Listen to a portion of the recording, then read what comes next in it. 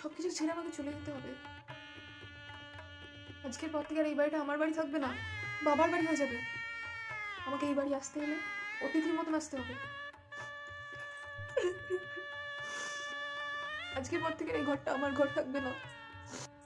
আমি বিয়ে করবো না, আমার বাড়ি ছেড়ে তোমাদেরকে ছেড়ে আমি যাবো না। আমার বাড়িতে মা কোনো কাজ বললে পায়ের উপর পা তুলে শুয়ে থাকতাম, মা একটু লেকচার দিত, একটু না অনেকটাই লেকচার দিত, কিন্তু সেটাই ভালো লাগতো। কিন্তু এবার শ্বশুর বাড়ি গিয়ে আমাকে দিয়ে সব কাজ করাবে, বাসন মাজা করাবে, কাপড় ধোয়া করাবে, ঘর মোছা করাবে, রান্না করাবে, সকালে ঘুম থেকে তাড়াতাড়ি উঠিয়ে দেবে। আমি খেলবো না, ও মা আমি বিয়ে করবো না,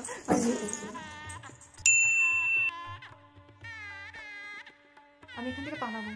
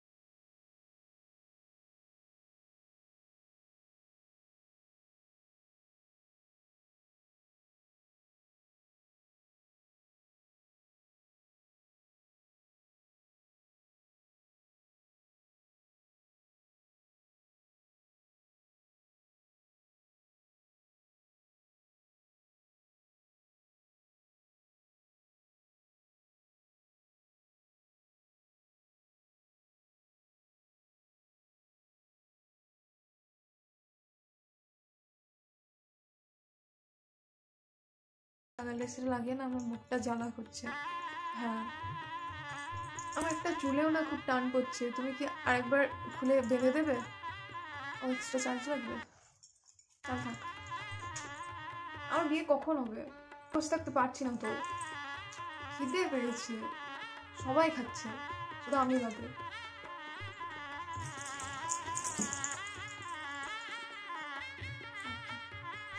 এই এটা না খুব বিরক্ত করছে, খুলে দিই। আমার শাড়িটা আমার খুব ভালো লাগছে, আমি চেঞ্জ করে আসি।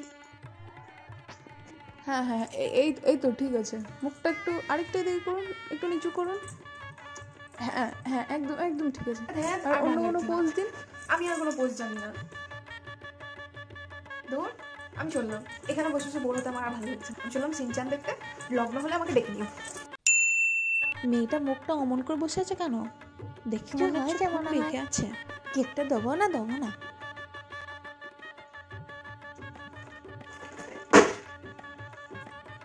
Thank you. কি হয়েছে তোমার? মুখ কি হয়েছে শুনবেন? কি হয়েছে আমার? তাহলে শুনুন। ফার্স্ট অফ অল 100 বার বললাম শীতকালে বিয়ে করবো না, কিন্তু ওই বরটার এত চুলখানি যে শীতকালে বিয়ে করতে হবে ওকে। আর আমার বাবা মা, তারা তো আমার বাবা মা নয়। বাকিটা দেখতেই পাচ্ছেন, আমি এমনিতেই সকাল 10টার আগে উঠি না, তার উপরে এটা তো আবার শীতকাল। আজকে আমাকে কটা উঠিয়ে দিয়েছে জানেন? 5টায়। আমি শীতকালে সকালে একদিন স্নান করি, তাও আবার গরম জলে।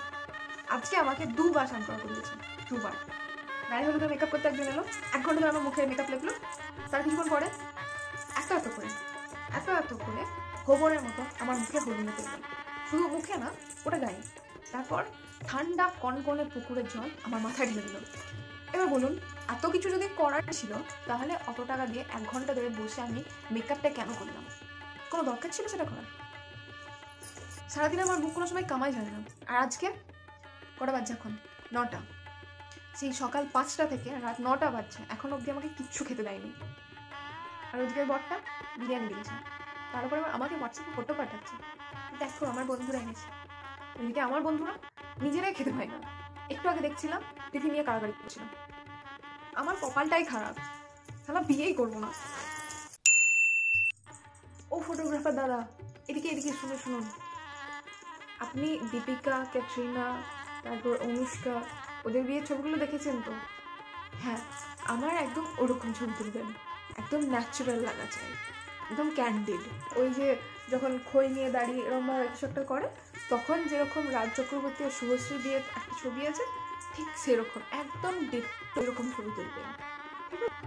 মেকআপ দিদি শুনুন না, বলছি আমার না ওই আফটার বিফোরওয়ালা ছবি দেবেন না, ঠিক আছে? আপনি দিতে হলে এরকম একটা সুন্দর ছবি দেবেন আমার, দিয়ে আমাকে ট্যাগ করবেন ফেসবুক। আরে ক্যামেরাওয়ালা দাদা, আপনি বারবার কোথায় চলে যাচ্ছেন? আমি কোনে, আমার উপর ফোকাস করুন, আমার বিয়ে আজকে। এই ভাই শোন, ওই যে বিদায়ের সময় সে এরকমভাবে চাল ফেলে না, তখন কিছু ইমোশনাল ডায়লগ দেবো, তুই কিন্তু সব রেকর্ড করবি, যেন বন্ধ না হয় ক্যামেরা।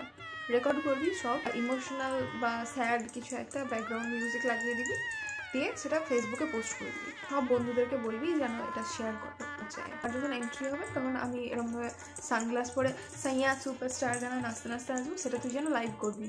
আর শুভ দৃষ্টির সময় আমার উপর ফোকাস করবি, আমি সুন্দর সুন্দর এক্সপ্রেশন দেবো, বরের মুখ দেখাবি না, ও দেখতে ভালো নয়। গানগুলো সিলেক্ট করেছি, সেই গানগুলোই যেন বাজানো হয়। অন্য যদি কোনো গান চালানো হয়েছে, আমি কিন্তু বিয়ে পিড়ি থেকে উঠে চলে যাবো, বলে দিলাম। আমি 2 মাস ধরে এর বাড়ি ওর বাড়ি আইবুড়ো ভাত খেয়ে খেয়ে ছবি দিয়েছি, এবার আমি চাই আপনি এত ছবি তুলুন যে 1 মাস যেন সবার টাইম লাইনে শুধুমাত্র আমার বিয়ের ছবি থাকে, আর কোনো ছবি না থাকে। 100টা ছবির মধ্যে একটা তো ভাইরাল হবেই।